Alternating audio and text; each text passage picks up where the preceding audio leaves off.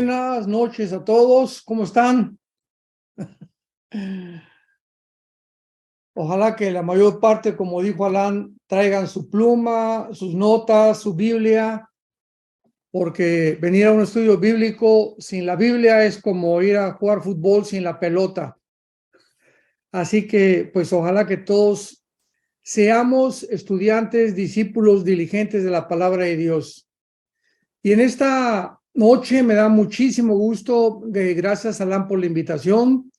Gracias, Cris, también. Les mandamos un saludo a toda la familia.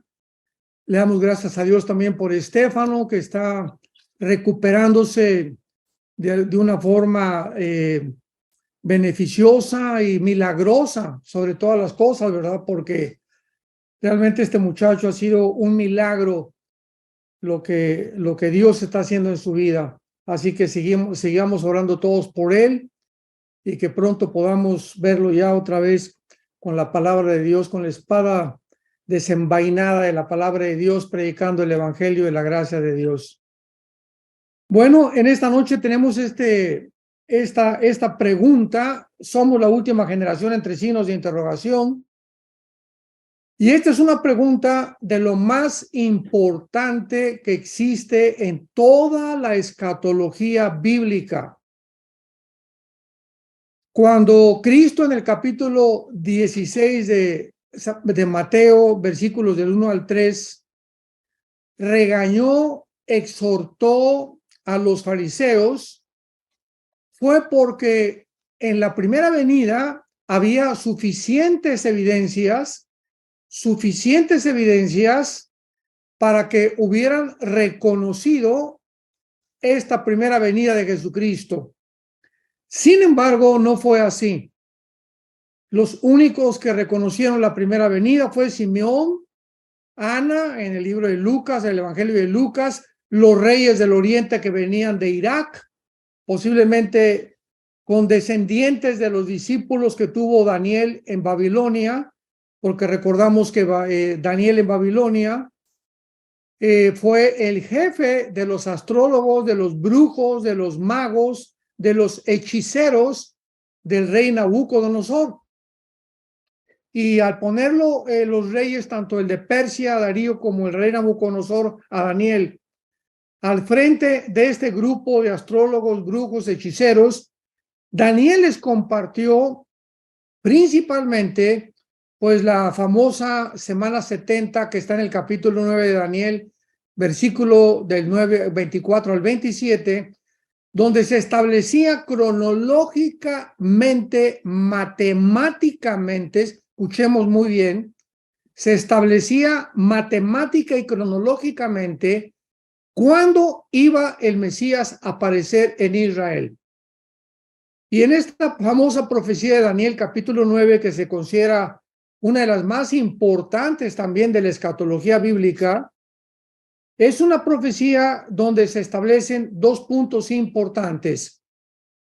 En primer lugar, le dice el ángel a Daniel: Daniel, desde que se inicie la reconstrucción de las murallas y de la ciudad de Jerusalén hasta el Mesías, habrá 483 años, o sea, 69 semanas, que son exactamente el tiempo, repito, cronológico, matemático, que ya se ha establecido por los mejores matemáticos del mundo, que este dicto de la reconstrucción de las murallas fue en el capítulo 2 del libro de Nehemías, cuando el rey Artajerjes, rey de Persia, dicta la orden para la reconstrucción de las murallas de Jerusalén, que fue en el año 445 antes de Cristo.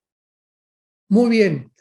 Del año 445 antes de Cristo hasta la entrada de Jesús a Jerusalén, el domingo de Ramos, se cumplieron los 483 años profetizados en esta profecía de Daniel. Entonces los fariseos, ¿verdad? Pues estaban completamente absortos en hacer dinero. en tratar de recoger los diezmos del Antiguo Testamento que eran obligatorios, en aumentar sus riquezas, mantener su control religioso sobre el pueblo, y lo menos que les importaba era la venida del Mesías. Por eso Cristo los exhorta, y por eso vemos que personas humildes como Simeón y Ana son los únicos que reconocieron cuando nace Jesús, y los reyes del oriente que llegan y le preguntan a Herodes, ¿se acuerdan ustedes? Oye, pues sabemos que el rey de los judíos va a nacer, y sabemos que van a ser en Belén.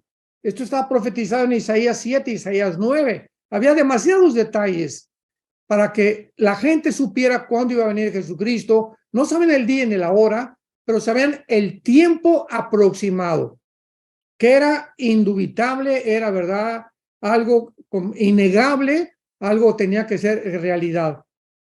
Entonces, si la primera generación de Jesucristo en la primera venida se equivocaron y fracasaron en reconocer las señales y los tiempos de la primera venida, la pregunta es la siguiente: nosotros que estamos esperando al Mesías por su segunda vez, ¿cometeremos el mismo error?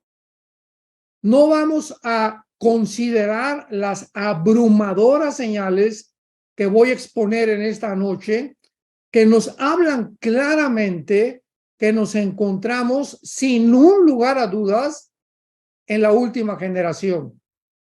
¿Qué quiero decir con esto? No significa que sepamos, repito, ni el día ni la hora, pero sí Dios quiere que sepamos los tiempos, como lo dice Mateo 16. Oigan, les dijo a los fariseos, cuando ven que va a llover, se juntan los arreboles y se juntan las nubes en el cielo, y sabemos que va a llover, no sabemos a qué hora va a caer el agua, pero sabemos que va a llover.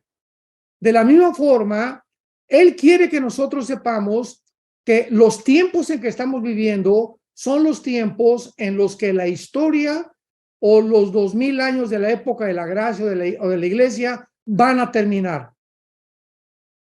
Esto es muy importante porque si nosotros estamos completamente desorientados por no conocer las profecías bíblicas, pues nos vamos a equivocar.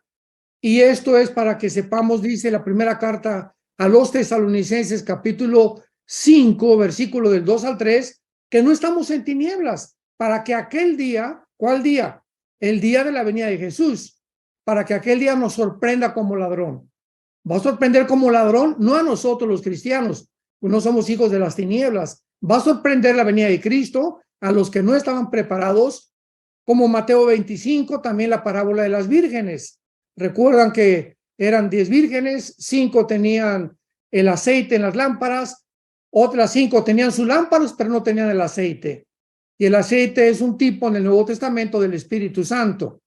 O sea que muchas personas tienen la lámpara, que es la Biblia.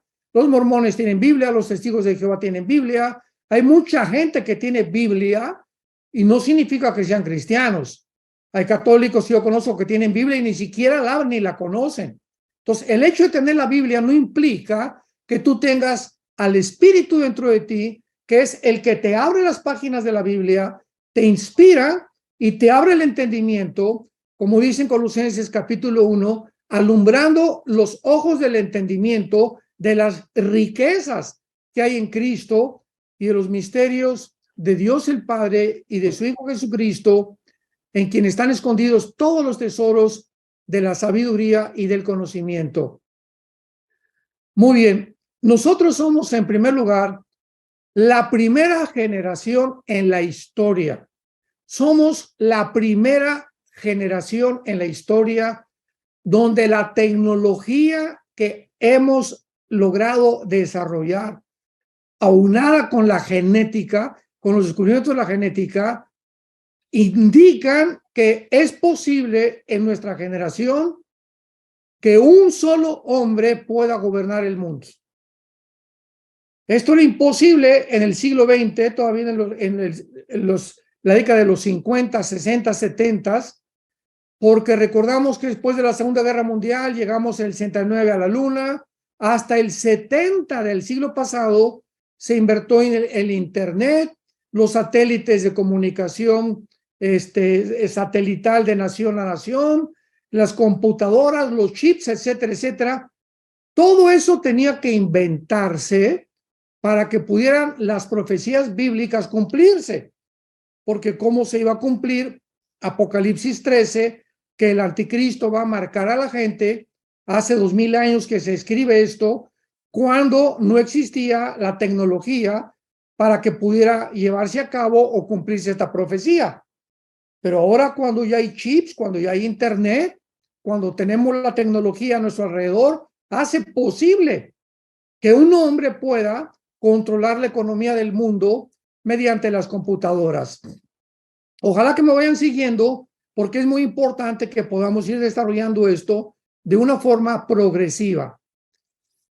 Entonces, llegamos a capítulo 24 de Mateo. Les pido que él va a ser nuestro pasaje principal. Mateo 24, versículo 32 al 34, donde Jesús, después de dar muchas señales al principio de este capítulo, que habría guerras, rumores de guerras, pestes, hambres, terremotos, etcétera, etcétera, en el versículo 32 al 34 nos da la señal más importante de todas las señales que Cristo dio. En Mateo 24 comienza Cristo a decir, bueno, habrá guerras y rumores de guerras, no se turbe vuestro corazón, se levantará nación contra nación, reino contra reino. Ahí comienza Cristo a contestar la pregunta del versículo 3, ¿cuáles serán, la pregunta 3 de los discípulos, las señales del fin? Las señales del fin de la historia, que era lo que más les interesaba y lo que nos interesa a nosotros en esta noche. ¿Qué señales hay de que estamos ya en el fin? Cristo comienza con las guerras y sabemos que hasta 1914 del siglo XX, por primera vez en la historia, hay la Primera Guerra Mundial. Todos los 6000 años aproximados que tenemos de historia han sido guerras y guerras y guerras. El Instituto para la Paz, para la propagación de la paz en Estocolmo, Suecia, dictaminó que de los 6000 años aproximadamente que tenemos de historia, han habido, de 6000 años de historia humana, han habido 25 años de paz nada más. Imaginemos nada más, 25 años de paz en 6000 años de historia. O sea que la historia humana es una historia llena de violencia, de guerras, revoluciones, golpes de Estado, sublevaciones, disturbios, nación contra nación, etcétera, etcétera, hasta el siglo XX. Entonces podemos decir que en el siglo XX el conocimiento despertó, porque lo que no se conoció durante casi 6000 años, hasta el siglo XX brincamos del burro al motor de gasolina. O sea, todavía en el siglo XX, ¿verdad?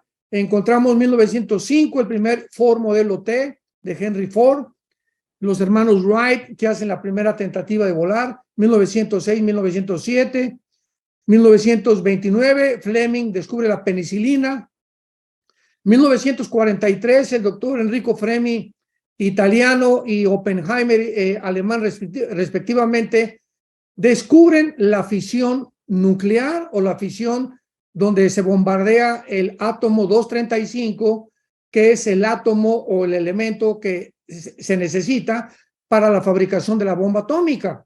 Entonces, cuando descubrieron que se podía bombardear un átomo y crear una explosión, o sea, es lo que se llama la fisión nuclear, pues entramos en el 45, en la Segunda Guerra Mundial, a una época nuclear. De las escopetas, de las balas, de los arcos, de las flechas, entramos a un mundo completamente peligroso. Gracias a Dios que pues estas armas nucleares no se usaron después de la Segunda Guerra Mundial. La Segunda Guerra Mundial terminó precisamente con 2 bombas atómicas de miles de megatones, o sea, miles de toneladas de dinamita, porque el megatón es la medida para una bomba atómica, para la cantidad de dinamita que tiene. Y de ahí, pues, el único peligro fue en 1962, cuando los rusos ponen en Cuba misiles apuntando a Estados Unidos. Nikita Khrushchev, en aquel tiempo primer ministro de Rusia, descubre que el presidente Kennedy en aquel tiempo, los satélites vislumbran las posiciones y donde los satélites rusos estaban apuntando a Estados Unidos. El presidente Kennedy manda, para no hacer largo esto, manda un recado a Khrushchev y le dice: o sacan los satélites de Cuba o hacemos una guerra nuclear, porque no vamos a permitir que nos apunten con misiles a Estados Unidos. Fue el único paso, el único tiempo desde la Segunda Guerra Mundial, el único donde el mundo estuvo a orillas de una guerra nuclear. Gracias a Dios que Nikita Khrushchev aceptó el desafío y sacó los misiles de Cuba y se acabó la situación. Sin embargo, sabemos nosotros también que en 1948, que es la señal, la que vamos a hablar ahorita, que es la más grande de todas, la nación de Israel, que Dios escoge en medio de un mundo politeísta, asirios, sumerios, babilonios, de astrología, porque toda la astrología y toda la gran ramera, Apocalipsis 17, se le llama la gran ramera porque es el origen ahí, Babilonia, de todas las abominaciones de brujería, astrología, magia, etcétera, etcétera. Dios levanta a un hombre llamado Abraham para fundar una nación, y Dios, si existe, pues tenía que levantar un pueblo en este mundo caído que diera testimonio que Él es el único y verdadero Dios. Entonces levanta a Abraham y sabemos que se forma la nación de Israel a través de las 12 tribus de Israel, etcétera, etcétera.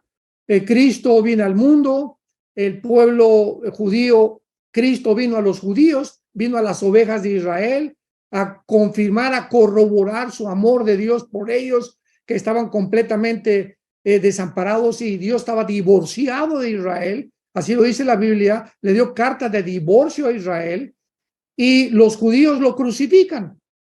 Entonces los judíos, ¿verdad? Pues cae una maldición sobre ellos, una maldición en la que pierden el templo 70 años después de la muerte de Cristo.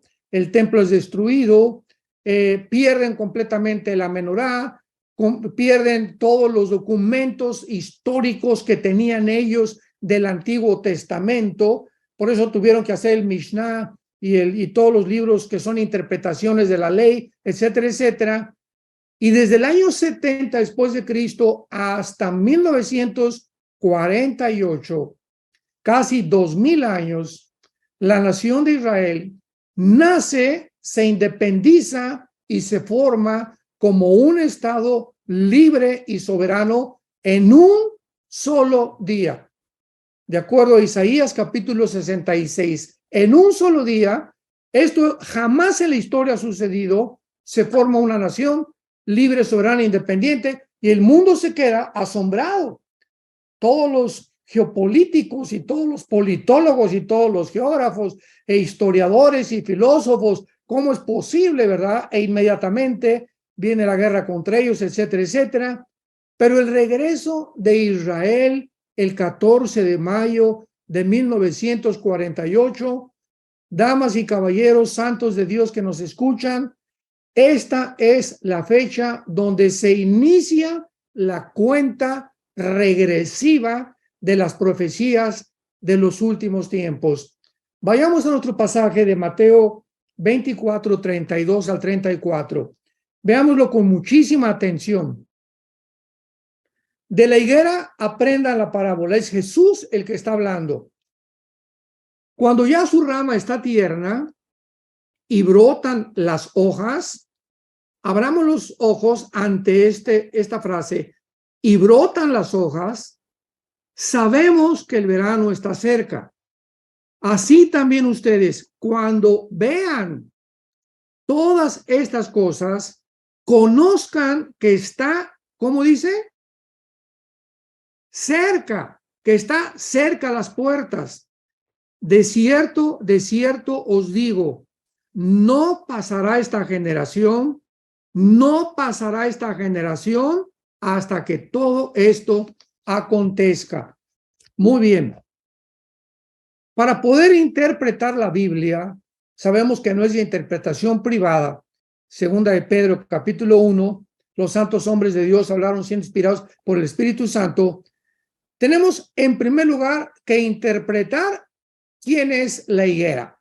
¿A qué se refiere Jesucristo con la higuera? Una vez que podamos descifrar quién es la higuera, podemos entonces darle el desarrollo a esta profecía. Y vamos a ver que sin ningún lugar a dudas, la higuera representa a Israel. Veamos en primer lugar el pasaje de Lucas, capítulo 13. Lucas, capítulo 13, versículos del 6 al 9, para que veamos estos pasajes corroborando, demostrando que Israel es la higuera. Y dice así, Lucas 13, del 6 al 9. Dijo también esta parábola. Tenía un hombre, ¿qué cosa? Una higuera. ¿Está? Cristo narrando una historia, haciendo la similaridad con Israel, como lo vamos a ver. Tenía un hombre una higuera plantada en una viña. Vino a buscar fruto en ella y no la halló. Vino el viñador, he aquí hace 3 años que vengo a buscar fruto en esta higuera y no la hallo, córtala. ¿Para qué inutiliza también la tierra? Sabemos claramente que Jesucristo estaba completamente aduciendo, ¿verdad?, que la higuera es Israel. ¿Quién es ese hombre que vino a buscar fruto en la higuera? Él. Él vino a buscar fruto en Israel y no lo halló.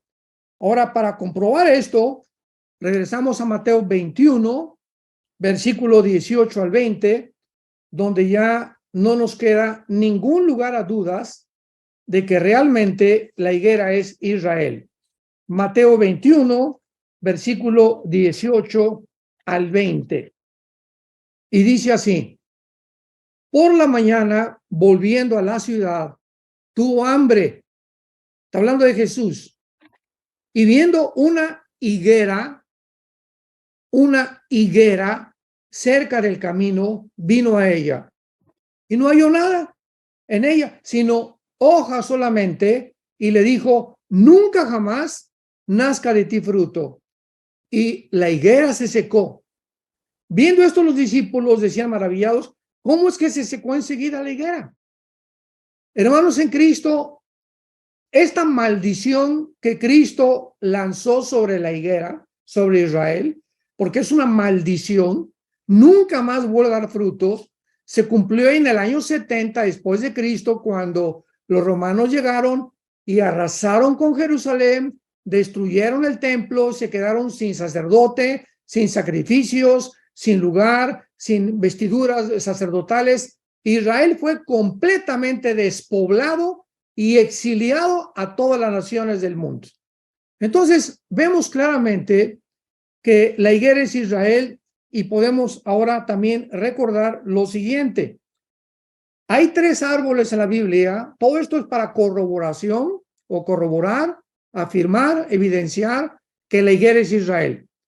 La Biblia menciona 3 árboles principales, que son, en primer lugar, la higuera, que es curiosamente y coincidencialmente el último año en florecer. Es el árbol que florece al final y representa la resurrección nacional de Israel, que tuvo lugar en 1948. Lo vamos a ver cuando dijo Jesucristo, cuando vean que brotan las hojas, o sea, todavía el fruto no hay, brotan las hojas. En segundo lugar, el olivo. El olivo es el segundo árbol en la Biblia más importante porque representa las bendiciones de Dios. Romanos capítulo 11. Se le compara a Israel con el olivo natural y nosotros el olivo silvestre, que fuimos injertados en el olivo natural que es Israel. Entonces, el olivo representa las bendiciones de los patriarcas de Israel. Y en tercer lugar, tenemos a la vid, que es el producto de las uvas. Y en Juan capítulo 15, en el Evangelio de Juan capítulo 15, Jesucristo dice, yo soy la vid verdadera, que representa la vida religiosa de Israel. Entonces, al regresar a nuestro pasaje de Mateo 24, vamos a verlo más detenidamente con esta previa información y estamos mejor armados para poder interpretar este pasaje. De Israel aprendamos la parábola. Cuando ya su rama está tierna y brotan las hojas, cuando desde hace 2000 años comenzó a Israel a brotar hojas, o sea, cuando vimos por primera vez en casi 2000 años una resurrección nacional de Israel hasta 1948. De eso no hay tampoco duda alguna. Cuando vean ustedes que Israel comienza a producir hojas, o sea, cuando comiencen a verlo que resucita nacionalmente y su rama está tierna, saben que el verano está cerca. Así también ustedes, cuando vean todas estas cosas, todas las señales que Cristo está mencionando, conozcan que está cerca. Ahora, muy bien. Esto es muy importante porque Jesús les revela en primer lugar que en los últimos tiempos mencionados sucederían en la última generación. Cuando Jesucristo dijo, no pasará esta generación sin que esto acontezca, ¿a qué generación está hablando Jesucristo? No pudo haberles dicho que sucedería en la generación que ellos vivían. ¿Por qué? Porque ya los romanos se acabaron con Jerusalén, nunca vieron en los primeros siglos de la era cristiana la resurrección de Israel, nunca, hasta 1948. Entonces, Cristo se estaba refiriendo a una generación futura que estaría viva para ser testigo del cumplimiento de estas profecías. Si Israel en 1948 es la higuera que Cristo está mencionando, que pongamos atención. La segunda pregunta importante es, ¿cuántos años tiene una generación? Muy bien. Hasta el tiempo de Josué en el Antiguo Testamento, todos los hombres, ¿verdad? Matusalem 969 años, Abraham 130 años, Noé a los 500 años fue papá, a los 600 años vino el diluvio, hasta Moisés, 120 años murió Moisés, y Josué fue el último hombre en el Antiguo Testamento de pasar los 100 años, murió de 110 años Josué. De ahí en adelante, Moisés escribe el Salmo 90. Y en el Salmo 90, versículo 10, dice Moisés que entonces la generación ahora sería tal vez de los más robustos, los que no toman Coca-Cola, los que no toman mucha azúcar en su dieta, los que se cuidan, ¿verdad? Será entre 80 y 85 años más o menos una generación. Muy bien. Si nosotros tomamos los 80 años de 1948, ¿a qué época llegamos? Llegamos al 2028. O sea, en el 2028 aproximadamente. No estamos hablando de una forma exegética, de una forma completamente ortodoxa, ultraortodoxa, tampoco ni firme, que sea en el 28. Pero más o menos en el 2028 se cumplirían los 90 años de la generación o de la generación del 48 que dijo Jesucristo. 48 más 8, 2028, muy bien. Podemos saber si es el 2027, 2026, 2028 o tal vez el 2030. Vamos a tomar en cuenta lo siguiente. Estamos aproximándonos a los tiempos para saber si somos la última generación. El calendario de los judíos es el calendario lunar, 360 días. En el año aproximadamente 3 siglos más o menos después de Cristo, se cambia el calendario lunar de 360 días por el Papa Gregorio y se cambia el calendario lunar al calendario solar y se le agregan 5 días, minutos y segundos y nuestro calendario es de 365 días. A pesar de todas estas cosas, durante estos casi 2000 años de historia, que ya vamos a llegar a los 2000 años, que todavía no digamos que lo vamos a ver, Hay los años bisiestos, ¿verdad? Que tenemos que sumarlos, etcétera, etcétera. Quitarle los 5 días a los 365 días que tenemos del calendario solar nosotros. Y tenemos un aproximado de la siguiente generación. ¿Desde cuándo estamos contando nosotros el año 2000? Estamos en el 2022, 2023. ¿Desde cuándo estamos contando el año 2000? Desde que Cristo nació, ¿correcto? Ahora, ¿cuándo Cristo nació? Nació en el año 3 o en el año 4 aproximadamente. De eso todos los teólogos estamos de acuerdo. Entre el año 3 y el 4 nació Cristo y muere en el año 33. Sin embargo, nos equivocamos rotundamente cuando consideramos los 33 años de Cristo y los metemos a los 2000 años de la gracia o de la dispensación de la iglesia. Porque Cristo muere bajo la ley. Entonces, al año 2022 en que nos encontramos, ¿cuántos años hay que quitarle? Si me van siguiendo con mucho cuidado. Vamos quitándole los 33 años de la vida de Cristo porque no se pueden contar. La época de la iglesia tiene que ser de 2000 años, ya que de Adán a Abraham hubo 2000 años, de Abraham a Cristo 2000 años, llevamos 4000 años, y de Cristo al fin de la historia tiene que haber 2000 años para entrar al séptimo día, porque para Dios 1000 años es un día, y para que podamos ver que está clasificado cronológicamente con los 6 días de la creación. El séptimo día serán el milenio. Entonces, si le quitamos a 2023, más o menos lo que tenemos, los 33 años de Cristo nos da 1999. 1999 sería aproximadamente el tiempo real en que nos encontramos. ¿Cuánto falta de 1989? ¿Cuánto falta para el año 2000? Aproximadamente 11 años, ¿correcto? O sea, cuando llegó el año 2000 dicen, ¿por qué no ha venido Cristo si a los 2000 años se tiene que acabar la dispensación? Porque estamos incluyendo los 33 años de Cristo equivocadamente en la historia cronológica del cristianismo, lo cual es un error gravísimo.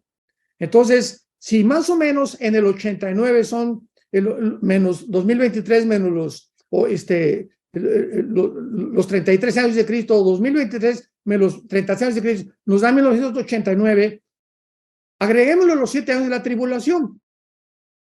Entonces, si le quitamos el año 2000, los 7 años de tribulación sería el año 1993. ¿Estamos en cuándo? En el 89, 90, 91, 92, 93. Armados, ¿será realmente que nos faltan 4 años aproximadamente para que comience a desencadenarse el caos en el mundo, la guerra final y entremos a la tribulación, en lo cual nos vamos a estar nosotros aquí? Estamos en 2023, 24, 25, 26, 27 y 28, 4 años faltan, los 5 años aproximadamente para que se desencadene el mundo un caos. ¿O será el 2026? ¿O llegaremos al 2030, tal vez por algunos días? Pero nos encontramos, sin ningún lugar a dudas, en la última generación. Eso no cabe duda porque la Biblia es muy exacta en cuanto a lo que Jesús nos mencionó, y seríamos tontos, seríamos reprobos completamente, seríamos miedosos también de, no, ¿cómo podemos calcular? Dios no está en contra de calculemos. Dios le dijo a Daniel, van a haber 483 años desde la reconstrucción del templo hasta ahí. ¿Para qué? Para que hagamos sumas y sumemos. Dios regañó a los fariseos, oh tontos, ¿verdad? ¿Cómo es posible que no puedan saber el tiempo en que yo vine? Cuando se los dejé claramente especificado. Y nos los dice en primera carta a los Tesalonicenses, capítulo 5. Ustedes no están en tinieblas para que aquel día los sorprenda como ladrón. Somos hijos de la luz. Dice en Lucas, capítulo 21, versículo 34, Lucas 21, 34. Mirad bien por vosotros mismos que vuestros corazones, vean todas las advertencias de los últimos tiempos, no se carguen de glotonería y embriaguez y en los afanes de la vida, y venga de repente sobre vosotros aquel día venga de repente sobre vosotros, porque como un lazo vendrá sobre los que habitan en la tierra. Velad para que seáis tenidos por dignos de escapar de todas estas cosas. ¿De escapar de qué es la pregunta? ¿De escapar de qué? ¿De qué nos está advirtiendo Cristo que tenemos que estar listos de escapar la tribulación? Y como pasó en la primera venida de Cristo, que como el diluvio se lo llevó a todos en los tiempos de Noé también, así estamos ahorita, los cristianos están dormidos. Tenemos que despertar. Ahorita el Espíritu Santo hizo no un avivamiento, no se puede un avivamiento, un despertamiento en la Universidad de Asbury, en Kentucky. Miles de jóvenes comenzaron a despertar, a darse cuenta que tienen que confesar sus pecados, que hay lloro, no hubo lenguas, no hubo azotes, no hubo cosas así extrañas ni raras de que se sacudían las lámparas o que etcétera, etcétera, que mucha gente estaba buscando esas señales. No, no hubo nada de eso. Hubo tranquilidad, hubo calma, hubo oración, hubo arrepentimiento. Cientos de estudiantes y de gentes se convirtieron, que estaban a punto, ¿verdad?, de detener esto porque están viniendo de todas partes del mundo. ¿Qué está haciendo Dios? Está dándonos botones de muestra para decirnos, vengo pronto. Estoy despertándolos a ustedes. Estoy sacudiendo sus conciencias. Tienen que prepararse para encontrarse conmigo. Hagan pues firme vuestra vocación y elección.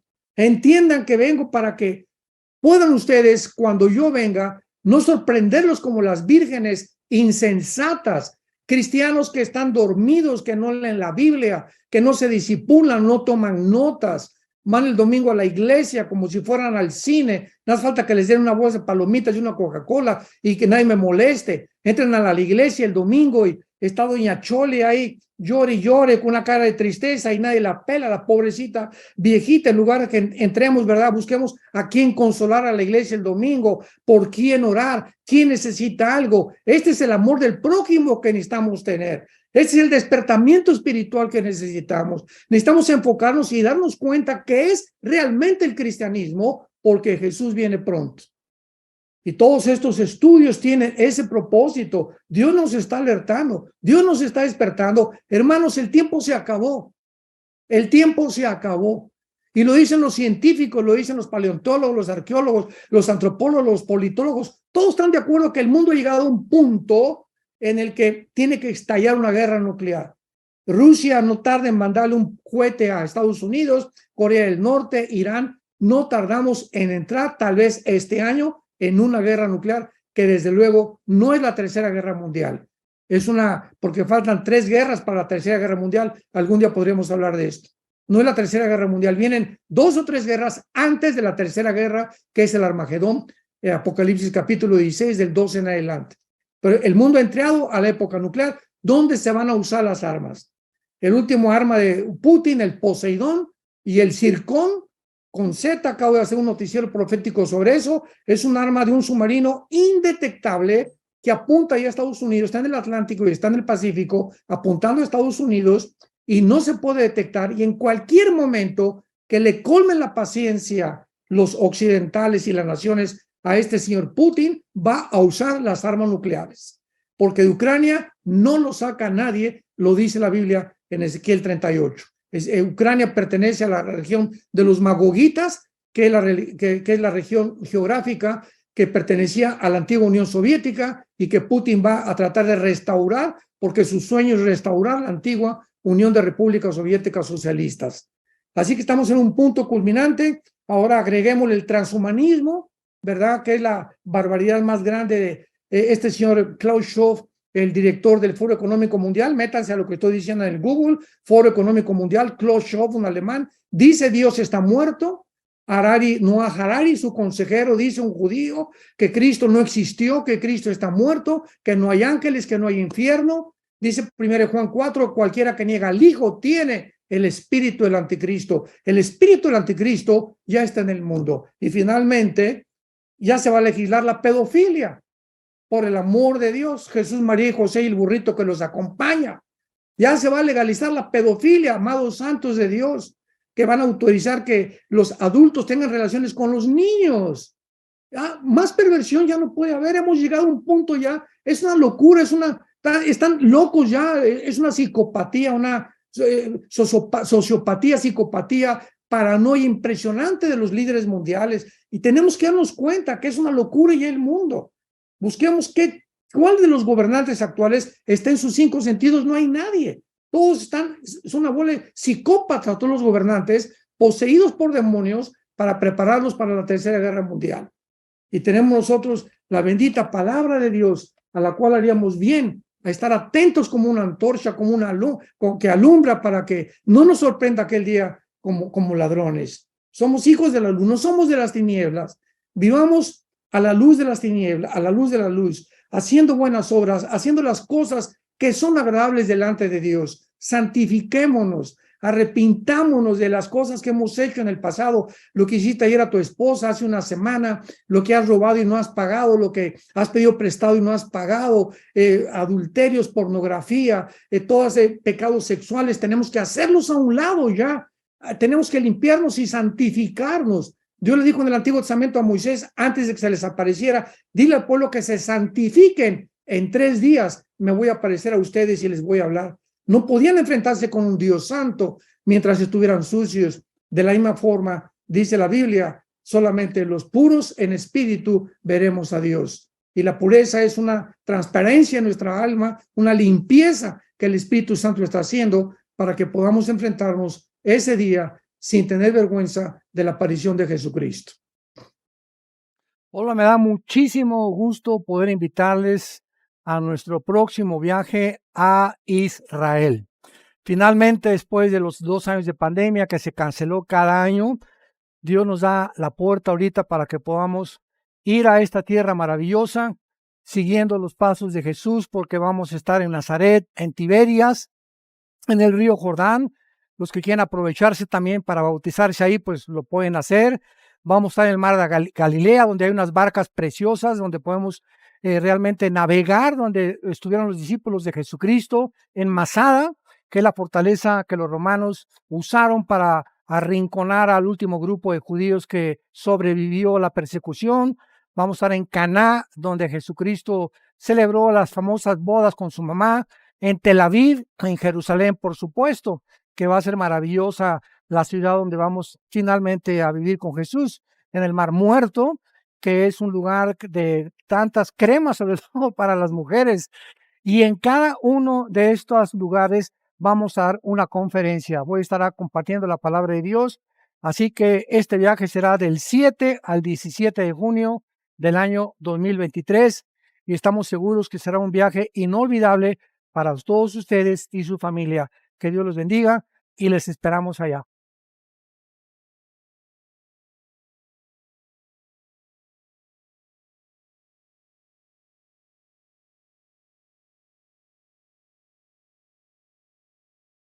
Bien, abuelo, muchas gracias por compartirnos la palabra de Dios. Y bueno, queremos separar algunos minutitos para algunas preguntas que los hermanos han estado ahí escribiendo en el chat mientras tú compartías la enseñanza. Y la primera pregunta fue de Gustavo, que dice, cuando Cristo regrese, ¿qué va a pasar con el tercer templo? ¿Será destruido o quedará vigente durante el milenio? Bendiciones. Bueno, en la profecía de Daniel 9, 24 al 27, el versículo 27 dice específicamente que el anticristo va a confirmar un pacto con los judíos. Ahorita el templo sabemos que se encuentra debajo de la mezquita de Omar, la cúpula de la roca esa dorada que está en Jerusalén. Y los judíos no pueden ahorita levantar el tercer templo porque el lugar se encuentra ocupado por los musulmanes. Se desataría una guerra infernal, ¿verdad? En el Medio Oriente, si los judíos trataran de derribar esa mezquita. ¿Qué va a pasar? Posiblemente cuando el anticristo confirme este pacto, va a venir antes alguna guerra que tal vez destruya esta mezquita y de alguna forma el anticristo por eso les va a garantizar a los judíos, porque dice en Isaías 28, que van a hacer un pacto con el turbión, con la tormenta y con la muerte. O sea, ¿por qué los judíos van a ser orillados a pedirle ayuda a un hombre como el anticristo para que los proteja durante 7 años? porque estarán amenazados por algún enemigo que posiblemente sean los musulmanes. Y el anticristo les va a garantizar que pueden levantar el templo y que pueden hacer sus sacrificios. Y este templo, el tercer templo que van a levantar, acordémonos en Mateo 24:15, que Cristo les advirtió y les dijo, cuando vean la abominación desoladora que habló el profeta Daniel, Daniel 9:25, Daniel 12, huyan. Los que están en Judea, escápense, porque vendrá persecución y tribulación como nunca antes la ha habido. Entonces, este tercer templo va a ser destruido por el anticristo a los 3 años y medio de la tribulación, porque de ahí en adelante él se va a adjudicar el título de Dios. Ya no va a querer que ninguna religión compita con él, y Babilonia, la ramera, que durante 3 años y medio va a gobernar, ¿verdad? Que va a ser la unión apóstata de todas las religiones del mundo, va a desaparecer y el anticristo va a proclamarse como único y absoluto Dios del mundo. Hola, tío, buenas noches. Tremenda enseñanza. Hay aquí una hermana también que pregunta, en las señales del fin se menciona la apostasía y los diferentes eventos de catástrofe natural, pero ella menciona que la apostasía y los eventos sobrenaturales siempre han estado presentes. Entonces, ¿cómo sabemos que ahora sí y antes no? Bueno, ¿a qué eventos sobrenaturales se está refiriendo? Porque no solamente se refiere a los eventos sobrenaturales Dios, o sea, a la apostasía. Sí. Perdón, catástrofes naturales, perdón. Sí, bueno, vemos nosotros, de acuerdo al observatorio para que cuidan la magnitud de los terremotos, en Boulder, Colorado, ahí se encuentra Boulder, Colorado, lo pueden buscar en el internet también. Se calcula que de 1976 a nuestros días, el índice de la propagación, la intensidad y la gravedad de los terremotos ha aumentado más del 50%. O sea, vemos simplemente los últimos que han pasado en Indonesia, en China, en Japón, los tsunamis, etcétera, etcétera, que han sido, estamos hablando de 50, 100 mil personas arrasadas, ¿no? Entonces, el mundo se encuentra en un punto, ¿verdad?, catastrófico, no solamente de terremotos y problemas naturales, sino que ahorita estamos en un mundo donde el mar está completamente contaminado, el aire está completamente contaminado, la comida está completamente contaminado. Ya no hay un lugar seguro en el mundo donde podamos decir, pues me quiero retirar y me quiero ir pues a las Malvinas, como dijo hace mucho tiempo una pareja de ingleses. Vamos a buscar en todo un análisis en el mundo. ¿Cuál es el lugar más seguro para vivir? Y encontraron las Malvinas, enfrente de Argentina. Y a la semana que se mudaron a las Malvinas, llegaron y vino la guerra entre argentinos y los ingleses en las Malvinas. O sea, ya no hay un solo lugar en el mundo ahorita que podamos decir, me voy a retirar y voy a vivir en paz, porque el mundo entero está completamente desarticulado. Así que las señales que estamos actualmente viendo, la aparición de platillos voladores, entre comillas, ¿no?, los famosos ovnis, en 1946 comenzaron a aparecer, curiosamente, 2 años antes de que Israel se independizara como nación. ¿Y por qué esta propagación ahorita? ¿Y por qué ahorita el Papa acaba de declarar que si vienen los ovnis, los extraterrestres, que tal vez los va a convertir? Eso dijo el Papa Francisco. Ahorita el presidente Biden acaba de decir que en las Naciones Unidas hay un departamento que dirige una hindú encargada para la investigación de los objetos voladores no identificados. O sea, se le vuelve a dar otra vez un énfasis a la investigación y a la aparición de estos objetos, porque no es coincidencia tampoco. Esto no había pasado en los siglos pasados ni hasta a mitades del siglo XX, porque cuando desaparezcamos y venga el rapto, pues ¿qué van a decir? ¿Cuál es la única excusa que van a decir los científicos, los politólogos, los filósofos? Que desaparecimos millones de personas, que nos llevaron los ovnis. Los religiosos se los llevaron los ovnis por haber seguido una religión, ahora vamos a ver una religión mundial, etcétera, etcétera. Entonces, todo está preparado de una forma convergente para que este suceso tenga lugar.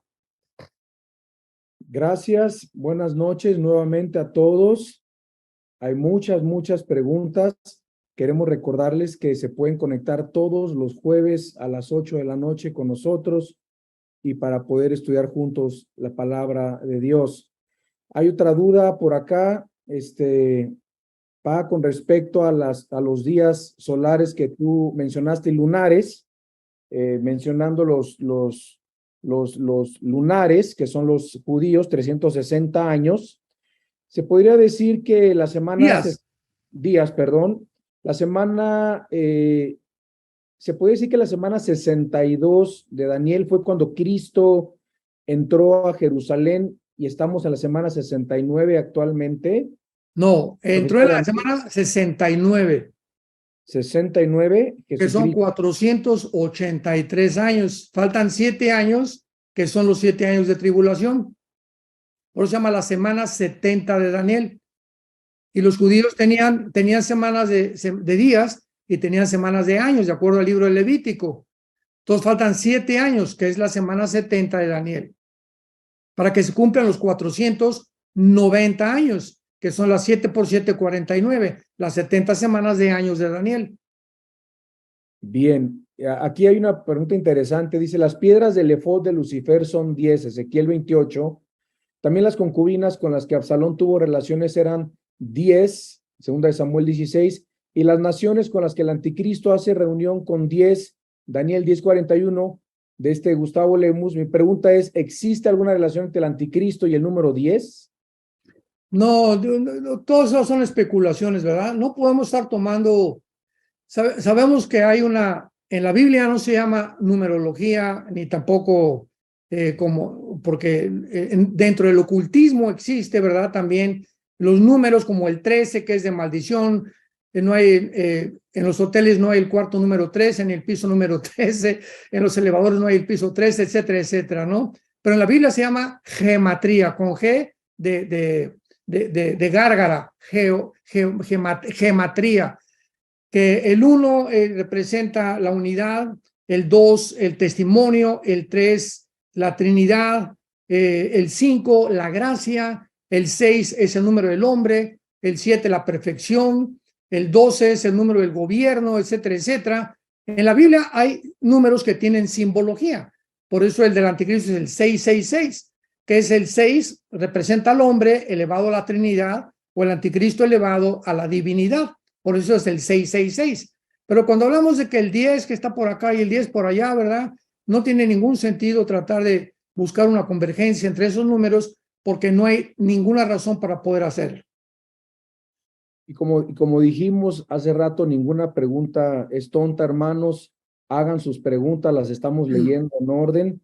Malo es quedarse con las dudas. No son malas las dudas, sino quedarse con las dudas. Dice aquí la hermana Paola Guillén, estaremos según la Biblia aquí antes de las guerras que faltan, sin mencionar la tercera guerra. Sí, definitivamente. Ahorita es posible que haya, la próxima guerra es posible que sea entre la que se predice en el Salmo 83, donde Israel tiene el primer círculo de naciones enemigas, son las naciones árabes, que son Egipto, Jordania, Líbano, Irak, Siria. Son las 5 naciones que rodean a Israel. Y después, o sea, estas naciones, que es el primer círculo de rodear a Israel, van a atacar a Israel y tal vez van a ser destruidas de acuerdo al Salmo 83.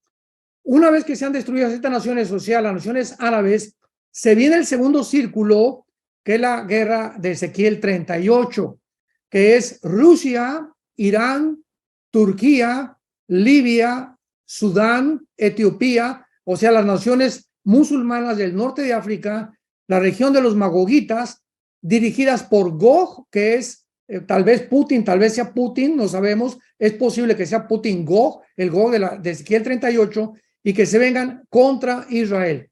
Entonces, es posible que veamos esas guerras antes, y también es posible que veamos la guerra entre Israel e Irán, porque ahorita el ministro de Israel, Netanyahu, que acaba de ser reelegido, gracias a Dios, aunque la gente está protestando que ya no lo quieren. ¿Por qué? Porque él está dispuesto a atacar a Irán antes de que Irán ataque a los judíos.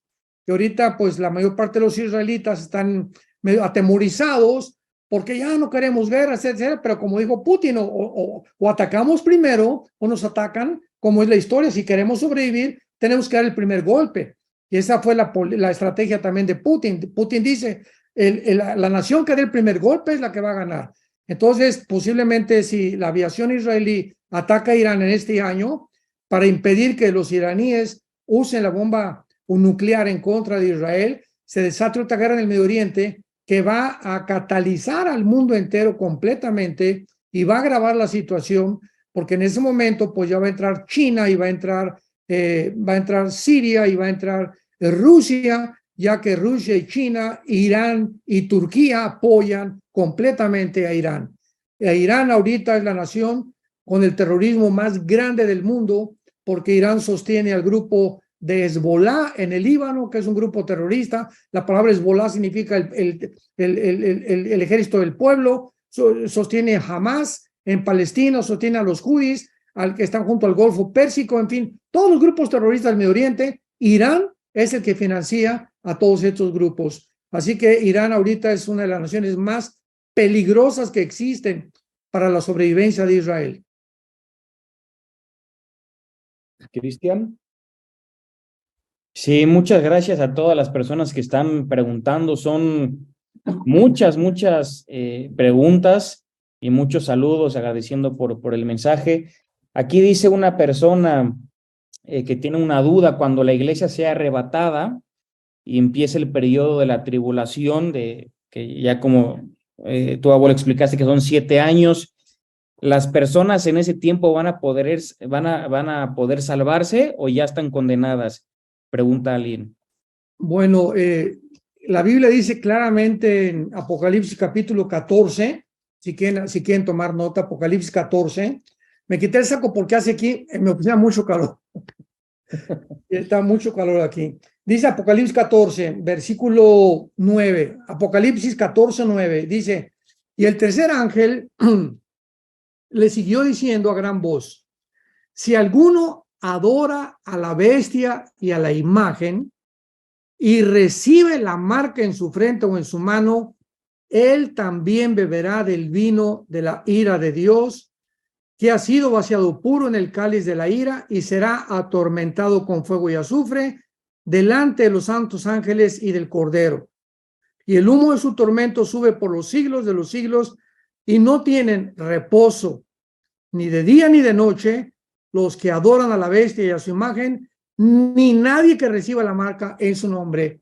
Cualquier persona durante la tribulación, no hay lugar a dudas, que se deje marcar o que acepte la marca del anticristo, está condenado eternamente al lago de fuego.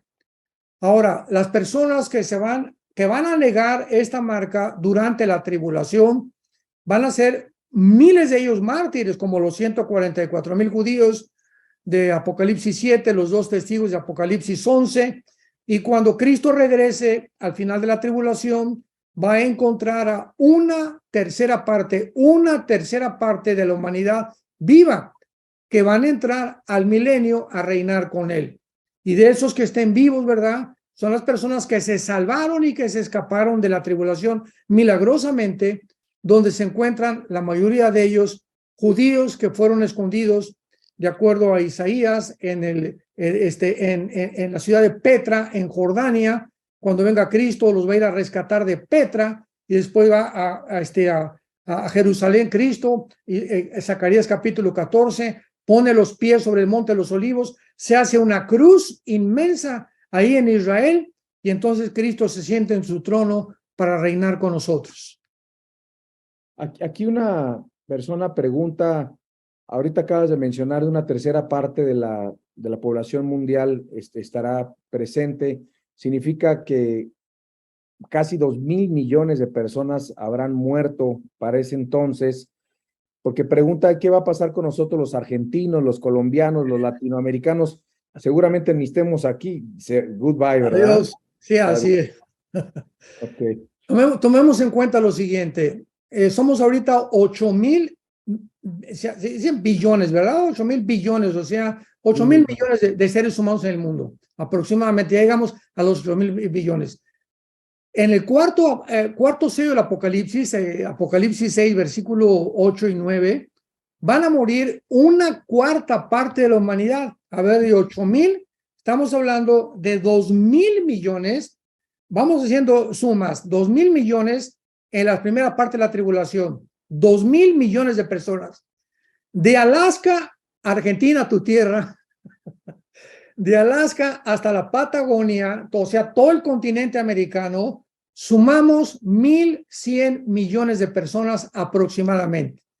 O sea, si en el cuarto sello mueren 2.000 millones de personas, esto significa que van a desaparecer 2 continentes americanos, o sea, del tamaño de América, desde Alaska a la Patagonia, van a desaparecer del mundo, porque cuando venga Cristo, únicamente van a sobrevivir personas del Medio Oriente y algunas del Asia Menor. La mayor parte del mundo va a desaparecer a través de la proliferación de las armas nucleares. Y luego tenemos en la sexta trompeta, ¿verdad? En Apocalipsis 9, otra tercera parte más va a morir por el ejército de China de 200 millones de soldados endemoniados que van a acabar con la última parte de la humanidad. Así que si Cristo no regresara y bajara y pusiera sus pies en este mundo, los seres humanos tenemos el poder de autodestruirnos, autoextinguirnos, porque por naturaleza somos autodestructivos. Va a tener que Dios intervenir como en la Torre de Babel. Si no interviene Dios en la Torre de Babel, iban a continuar levantándose, autodestruyéndose. Si no interviene Dios, nos vamos a autodestruir nosotros mismos. Es una desgracia y una tristeza, ¿verdad? Es lastimera la posición y la situación de los seres humanos, pero nos hemos creído que somos dioses. Hay muchísimas preguntas, hay más de 70 preguntas, qué barbaridad. Tú nos dices el tiempo que tengas. Dos más. ¿Dos más? Sí, dos más. Tengo otro Zoom. Dos más, sí. Ok, entonces dice, ¿cómo Pero será? perdón, Adán, pueden escribirnos, pues. Aviano.org, pueden mandar sus preguntas, ¿verdad? Con mucho gusto les contestamos, con muchísimo gusto. ¿Puedes repetir ese correo? ¿A dónde te pueden escribir? Vida nueva para el mundo.org. Vida nueva para el mundo.org. Ahí están los correos, hay teléfonos, hay todo, ¿verdad? Y estamos para servirles. Muchas gracias. Dice, ¿cómo será posible la reconstrucción del templo? ¿Derribarán la mezquita actual mediante un terremoto? ¿O será derribada? ¿La iglesia verá el inicio de la reconstrucción? No sabemos, porque no dice la Biblia. Hace pocos minutos dijimos que posiblemente pudiera ser un terremoto, una guerra nuclear, una bomba de Irán, etcétera, etcétera. De alguna forma, los judíos van a reconstruir el templo. Ya tienen ahorita el sacerdocio, ya tienen los instrumentos, los objetos, ya tienen todo. Hace poco creían haber encontrado la vaca Heifer, porque ahí es la vaca para el sacrificio principal, que no puede tener ni un solo pelo que no sea rojo. O sea, aquí decimos alazán. Yo cuando tenía unos caballos hace mucho tiempo que viví en un rancho, un caballo alazán es un caballo café. Entonces le llaman ellos rojo, pero es alazán en el castellano. Entonces es una vaca alazana o café o rojiza, y si tiene un pelito que no sea así, está descalificada para hacer la vaca del sacrificio, y hasta ahorita no la han encontrado. Así que también les falta encontrar esa famosa vaca alazana. A lo mejor se encuentra en Tlanepantla, ¿verdad? O allá en Querétaro. Pero no es posible que puedan ahorita hacer ninguna reconstrucción hasta que no tengan esos requerimientos y condiciones que tienen que ser forzosamente para que pueda cumplirse la condición de la reconstrucción del tercer templo.